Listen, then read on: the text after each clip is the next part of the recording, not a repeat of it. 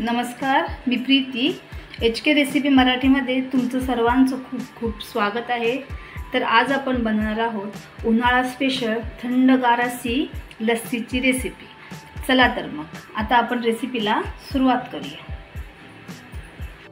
तर आज आपण उन्हाळा स्पेशल लस्सी बनवणार आहोत, एकदम होममेड घरच्या घरी, आणि ती सुद्धा तुम्ही जिथे दुकानात वगैरे प्यायला जाता ना तशीच आपण आज बनवणार आहोत। त्यासाठी ते मी अर्धा लिटर दूध दही लावलेला, अर्धा लिटर दुधाचा, त्याची आज आपण लस्सी बनवणार आहोत। तर यात मी थोडंसं पाणी घालून घेतलेलं आहे। आता याच्यामध्ये मी एक 4-5 बर्फाचे खडे टाकते। आता ही आपल्याला मस्तपैकी रवीच्या साहाय्याने ढवळून घ्यायची। एक 5-6 मिनिटं लागतात, तर मस्त अगदी लस्सी अशी तयार होते। तुम्ही मिक्सरला सुद्धा लावू शकता, मिक्सरला लावली तरीही होऊ शकते, पण आपण रवीच्या साहाय्याने करणार आहोत। एकदम मस्त अशी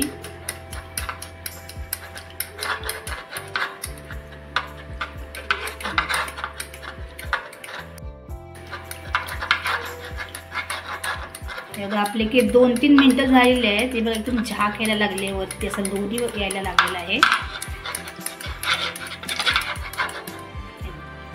आता आपण याच्यामध्ये साखर घालून घेणार आहोत। तर जसं दही आंबट असेल त्याप्रमाणे तुम्ही साखर कमी जास्त करू शकता। मी ते एक छोटी वाटी पिठी साखर घेतलेली आहे, आणि याच्यामध्ये पिठी साखर घालायची आपल्याला। त्याच्यानंतर 1 चमचा वेलची पूड आणि थोडेसे बदामचे काप मी ते खलबत्त्यामध्ये ठेचून घेतले। आता हे आपल्याला पुन्हा ढवळून घ्यायचं मस्त असं। आता उन्हाळा सुरू झाला आहे, त्याच्यामुळे थंडगार प्यायशी वाटतं, तर घरच्या घरी मस्त अशी लस्सी आपण बनवू शकतो। जास्त वेळ लागत नाही, 5-7 मिनिटात ही आपली लस्सी तयार होणार आहे। मस्त असं इथे बघा मला यायला सुरुवात झालेली आहे।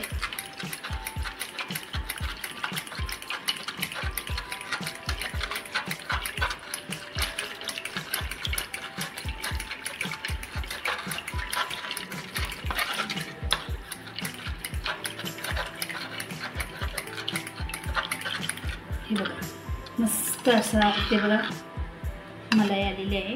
अजून 1-2 मिनिटे आपण अशीच फेटून घेणार आहोत।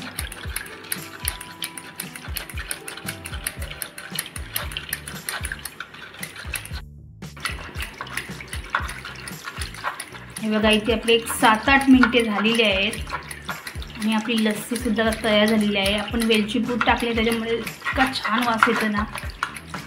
मस्त अशी आपली लस्सी इथे तयार झालेली आहे।